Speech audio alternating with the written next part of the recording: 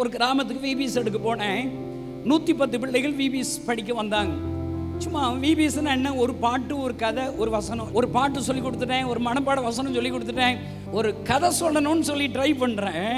நான் அங்கே பேசிக்கிட்டு இருக்கேன். அங்கே இருக்கிற ஒரு குட்டி தம்பி எந்திரிச்சு ஆட்டம் போட்டுக்கிட்டு இருக்கேன், டான்ஸ் ஆடுறான், டண்டனக்குன்னு ஆடிக்கிட்டு இருக்கான் பாருங்க. ஏன்னா யார் பிரசங்கத்துக்கு கவனி கொடுக்க மாட்டேன், அந்த குட்டி பையனை தான் எல்லாரும் பார்க்குறாங்க. என்னச்சியே, நான் ஒரு யோசனை பண்ணுங்க, இவன் நான் பசியோடு பிரசங்கம் பண்ணுறேன், அவன் டான்ஸ் ஆடி என் பிரசங்கத்தை கெடுக்கிறான், யாரும் என்னைய கவனிக்க மாட்டுறான். நான் யோசித்தேன், நம்ம சொல்லி கொடுத்த வசனத்தை சொல்லுவான், சொல்ல தெரியலாட்ட அவனுக்கு பனிஷ்மெண்ட் கொடுத்து பக்கத்தில் உட்கார வச்சு தலைமுடியை பிடிச்சிக்கிற வேண்டிதான், அதான் பனிஷ்மெண்ட்.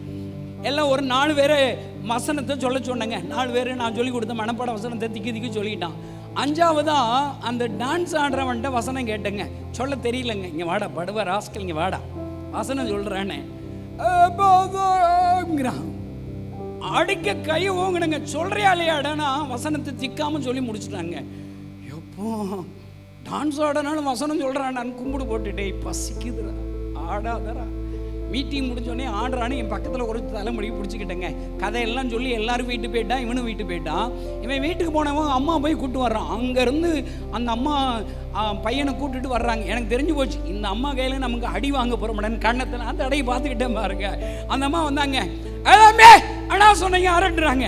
எனக்குன்னா கைகாலாம் அடிங்க, ஏமா அப்படி சண்டைக்கு வர்றீங்க, உங்கள் பையனை அடிக்கவே இல்லைம்மா, கையை தாம்மா உடனே ஊர்க்காரங்கிட்ட கேட்டு பாருங்கம்மா, ஏமா அப்படி சண்டைக்கு வர்றீங்கன்னு கேட்டால் அந்த அம்மா என்ன தெரியுமா சொன்னாங்க, என் பையன் பேச மாட்டாத ஊமையினா இருந்தியா, நீ என்னமோ இந்த வசனத்தை சொல்ல சொன்னியா, ஊமையன் பேச ஆரம்பிச்சிட்டான்னு சொல்கிறாங்க.